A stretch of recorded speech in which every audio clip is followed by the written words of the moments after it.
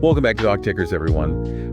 Today we're going deep on Palantir's Q3 2024 earnings call. Oh yeah, their stock is surging after hours. And they're claiming to be leading the AI revolution. So we've got their earnings call transcript right here and some stock market data. We'll break it down and see what's really going on. Yeah, what's fascinating here is Palantir's reporting 44% year-over-year revenue growth in the U.S.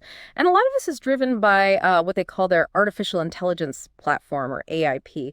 Their argument is that everyone is so focused on building AI models, but Palantir zeroed in on the real challenge, which is making AI work within these complex organizations. Okay, so we hear all this buzz about AI models, but the application is what often gets overlooked. So what exactly is AIP?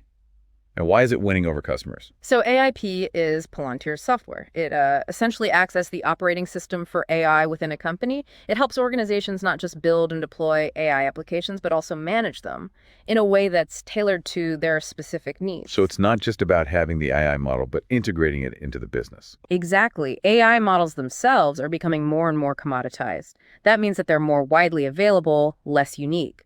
But the real value is in being able to tailor those models to specific workflows and leveraging that unique context of each business or government agency. So it's kind of like having all the best ingredients for a cake doesn't mean it's going to turn out great. That's a great analogy. You got to know how to bake it. And Palantir is positioning themselves as the master bakers of the AI world, especially for those larger, complex organizations.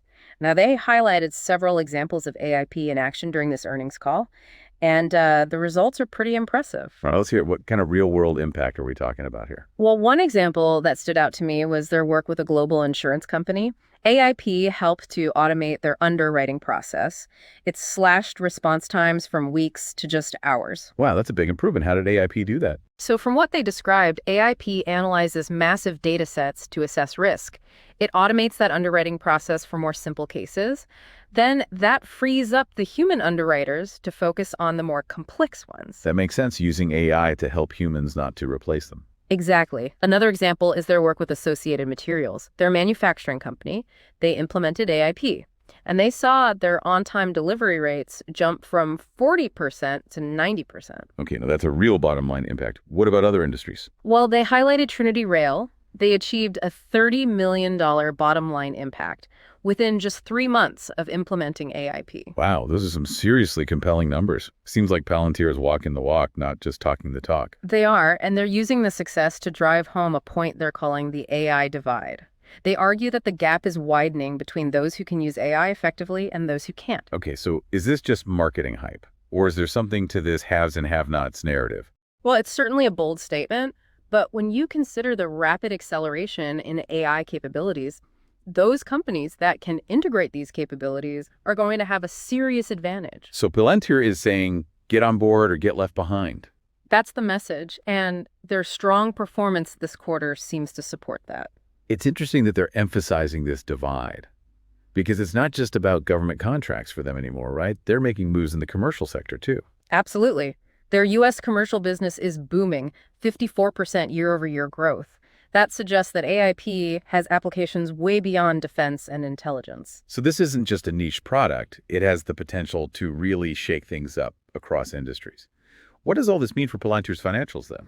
Well, their revenue exceeded expectations. That led to an increase in their full-year guidance, always a positive sign for investors. And despite significant investments in AI, they're showing strong profitability and cash flow generation. So they're building a sustainable business, not just chasing growth. And to top it all off, they were recently added to the S&P 500. That's a big deal. It's a sign that Palantir is a major player in the market now.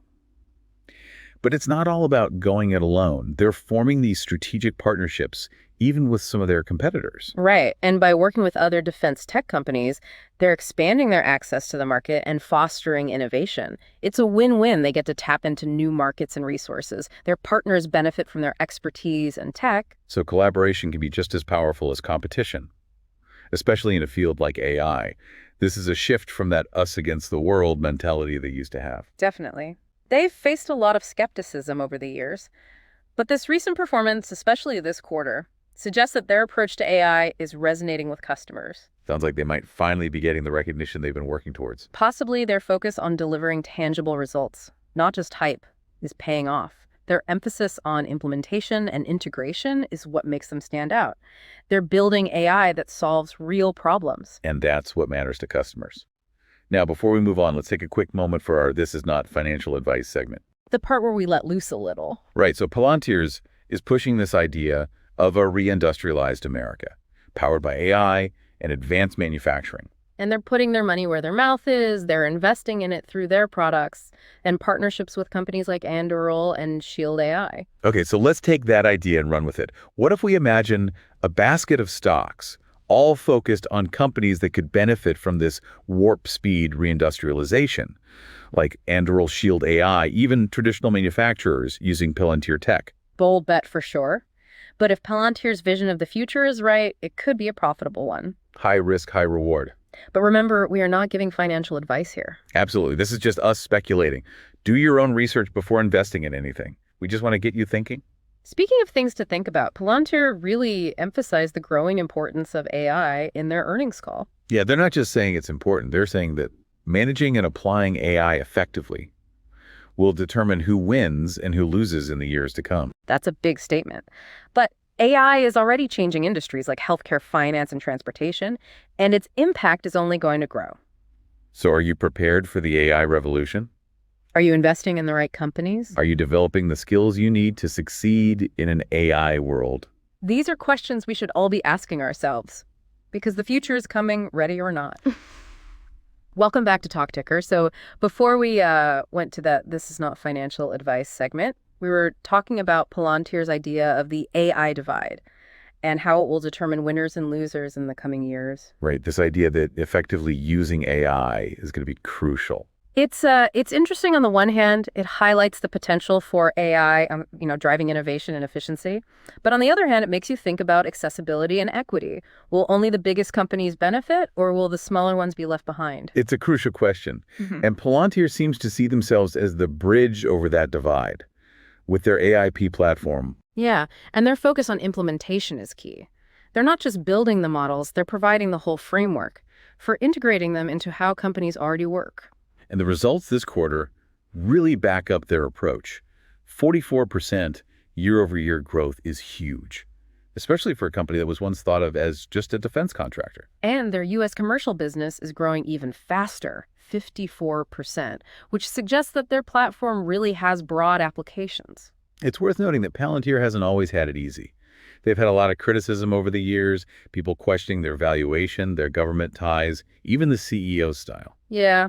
There's always been skepticism, but these Q3 numbers are hard to ignore. They're getting real results for customers, their financials are good, and being in the S&P 500 shows their market position.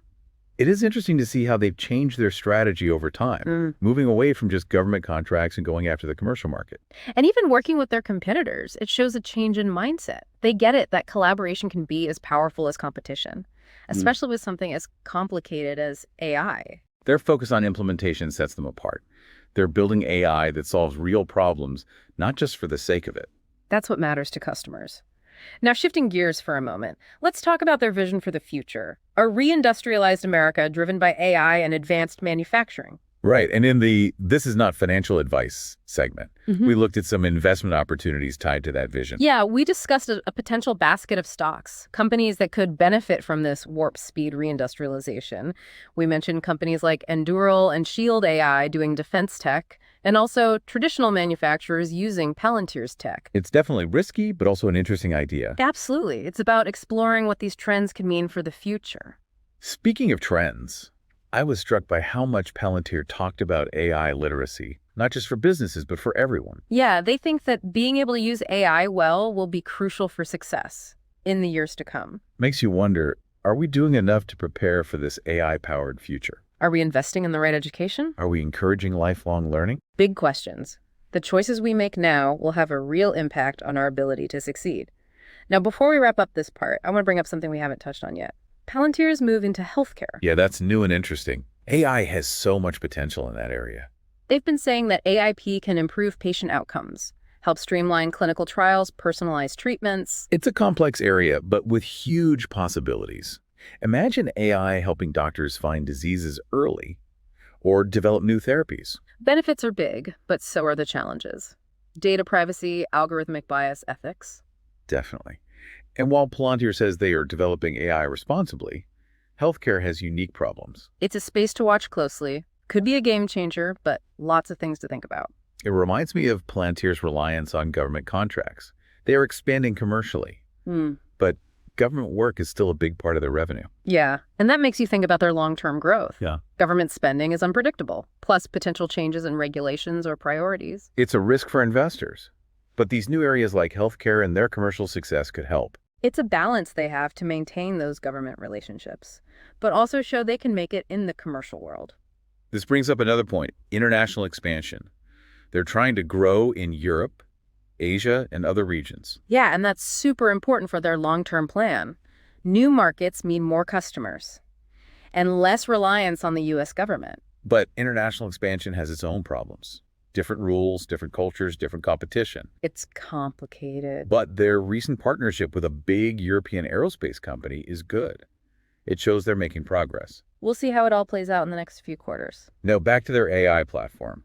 One thing that struck me was their talk about data integration. Yeah, they said that organizations need to break down those data silos, create a single view of their operations. That's where AIP comes in. It integrates data from everywhere and makes it usable for AI. They argue that data integration is essential to unlock AI's potential. Companies can use their data to make better decisions and be more competitive. It's not just about collecting data, it's about using it. Exactly. And this focus on data integration fits with their overall message, making AI work in the real world. It's about solutions, not hype.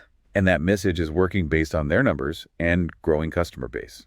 Palantir is definitely a company to keep an eye on. Their unique way of implementing AI, their focus on results, their vision for the future. They are a real force in this quickly changing AI world. It'll be interesting to see what they do next. Welcome back to Talk Tickers. So as we wrap up our deep dive on Palantir's Q3 earnings call, I think it's important to zoom out a little and talk about the bigger picture. You know, we've gone over their numbers, their AI platform, and their vision for American manufacturing. But what about the bigger implications of all this tech? You mean the societal and ethical stuff around AI? Exactly. Yeah. It's easy to get caught up in the excitement of it all, especially when a company like Palantir is doing so well. But we can't just ignore the potential downsides, right? Yeah, we have to remember that AI, like any really powerful tool, can be used for good or bad. Job displacement, algorithmic bias, misuse, these are all real concerns. And Palantir did actually address these in the call. They said they're committed to developing and using AI responsibly. They talked about human oversight, transparency, accountability. It's good that they're thinking about that stuff. But it's not just on them, you know? Responsible AI is everyone's responsibility. Governments, researchers, ethicists, society as a whole. Right. We need rules and guidelines. We need research to understand the risks, and we need to be talking about this openly. The challenge is finding that sweet spot between letting innovation happen and making sure it's being used ethically. It's complicated. There's no easy solution, but talking about it is the first step. So the good thing is AI has huge potential. Imagine AI helping us solve climate change or disease or poverty. It's a powerful vision, and maybe that's part of what Palantir is aiming for, with their focus on defense and intelligence. Their work in those areas is definitely controversial, but it shows that AI is already impacting the world. The decisions we make now about AI will have consequences for a long time. So to wrap up our deep dive on Palantir, the main takeaway is this. We're at the beginning of a new era, an era defined by AI. The possibilities are exciting and a little scary. The choices we make will decide whether AI is a force for good or not. It's up to all of us to be a part of this conversation. Ask tough questions and demand that AI is developed responsibly. We hope this deep dive has helped you understand Palantir better and their place in the AI world and the bigger implications of this tech. Like always, do your own research. Stay informed. Keep learning. Thanks for listening to Talk Tickers. Until next time, keep jiving deep.